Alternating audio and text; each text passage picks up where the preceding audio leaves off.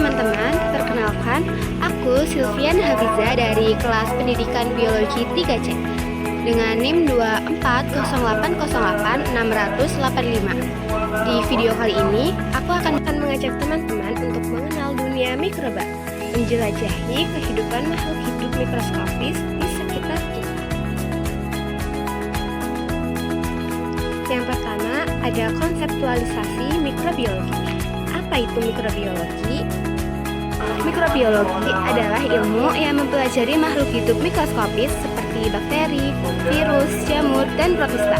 Ilmu ini membahas bagaimana mikroba hidup, berkembang biak, berinteraksi dengan lingkungan, serta mempengaruhi manusia.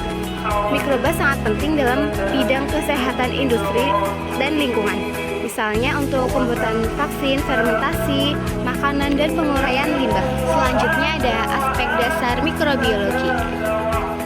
Ada 4 aspek utama mikrobiologi. Yang pertama, kinetika, yaitu membahas DNA dan mutasi mikroba. Lalu yang kedua, morfologi, mengkaji bentuk dan struktur sel mikroba seperti kokus, basil, dan spiral. Lalu yang ketiga ada fisiologi, mempelajari fungsi hidup, respirasi, dan metabolisme mikroba. Yang keempat ada ekologi, memahami peran mikroba dalam siklus ekosistem, misalnya sebagai pengurangi bahan organik. Lalu ada cabang-cabang mikrobiologi. Mikrobiologi memiliki beberapa cabang. Antaranya itu ada mikrobiologi medis yang mempelajari mikroba, penyebab penyakit, dan pengembangan vaksin. Yang kedua ada mikrobiologi industri yang menghasilkan produk seperti yogurt, keju, dan alkohol. Lalu yang ketiga ada mikrobiologi pangan yang berfokus pada fermentasi makanan seperti tempe dan roti. Lalu yang terakhir ada mikrobiologi lingkungan yang mempelajari mikroba di tanah dan air serta perannya dalam daur ulang limbah organik. Lalu ada dunia mikroba. Mikroba dibagi menjadi 3 kelompok dasar besar. Yang pertama ada prokariot seperti bakteri dan archaea yang tidak memiliki inti sel sejati. Yang kedua ada eukariot seperti jamur dan protista yang memiliki inti sel sejati dan organel kompleks. Yang ketiga ada non-seluler, yaitu virus yang hanya dapat hidup di dalam sel inang. Walau kecil, mikroba berperan penting menjaga keseimbangan ekosistem di bumi. Apa sih perbedaan prokariot dan eukariot? Prokariot itu memiliki DNA sirkuler dan tidak memiliki membran inti, sedangkan pada eukariot memiliki DNA linier dan organel lengkap. Prokariot berukuran lebih kecil, biasanya itu 1-10 mikrometer dan bereproduksi dengan pembelahan biner. Sementara pada eukariot itu lebih besar, ukurannya itu 10-100 mikrometer dan berkembang melalui mitosis atau meiosis. Selanjutnya kita akan mengenal mikroorganisme prokariotik.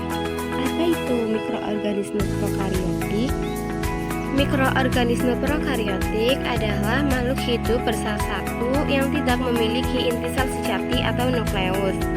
Materi genetiknya berbentuk DNA sirkular yang terletak bebas di dalam sitoplasma, bukan di dalam membran inti. Mikroorganisme prokariotik terdiri atas bakteri dan archaea. Bakteri itu di misalnya mengandung peptidoglikan. Beberapa bakteri itu bermanfaat seperti lactobacillus untuk fermentasi, namun ada juga yang menyebabkan penyakit seperti salmonella typhi. Sedangkan pada archaea itu hidupnya di lingkungan ekstrim, misalnya sumber air panas atau rawa. Mereka berperan dalam siklus karbon, produksi biogas, dan menghasilkan enzim tahan panas untuk industri. Selanjutnya ada virus.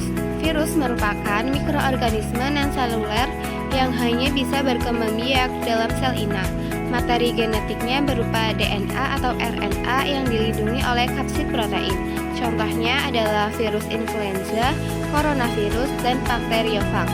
Tahapan replikasi virus meliputi absorpsi, penetrasi, sintesis, perakitan, dan pelepasan. Selanjutnya ada mikroorganisme eukariotik. Mikroorganisme eukariotik adalah organisme bersel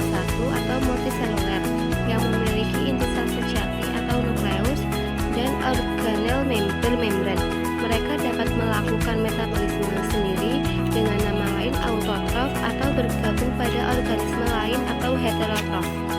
Berikutnya ada contoh dari mikroorganisme eukariotik. Yang pertama ada fungi. Fungi atau jamur merupakan mikroorganisme eukariotik yang bersifat heterotrof. Artinya tidak bisa membuat makanan sendiri. Mereka memperoleh nutrisi dengan menguraikan bahan organik lain. Contohnya pada Aspergillus niger yang berguna dalam industri asam sitrat dan Candida albicans yang dapat menyebabkan infeksi pada manusia. Yang kedua ada protista.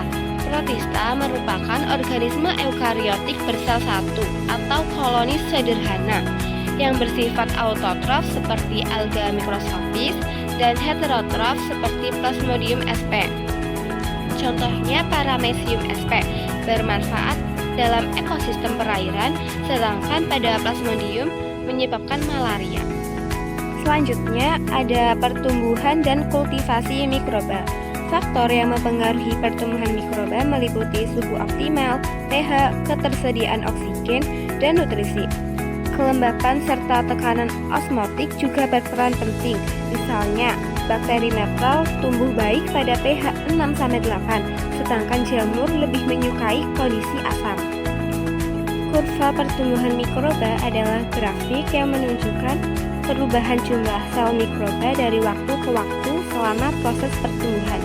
Kurva ini biasanya berbentuk S atau sigmoid dan terdiri dari 4 fase. Fase yang pertama itu ada log atau adaptasi, yang kedua log atau eksponensial, yang ketiga stasioner, dan yang keempat ada kematian. Kurva ini menggambarkan perubahan jumlah sel mikroba terhadap waktu.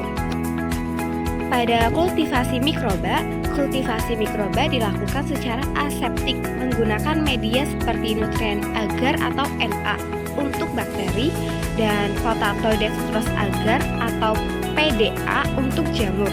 Tujuannya untuk memperoleh koloni tunggal yang dapat digunakan dalam penelitian atau produksi industri.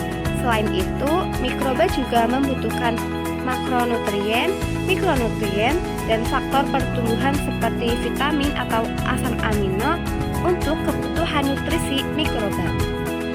Sekian video materi tentang dunia mikroba yang menyajikan pemahaman singkat namun padat tentang dunia mikroorganisme. Melalui ilmu mikrobiologi, kita dapat mengetahui betapa pentingnya mikroba dalam menjaga keseimbangan ekosistem, kesehatan, dan perkembangan teknologi. Terima kasih.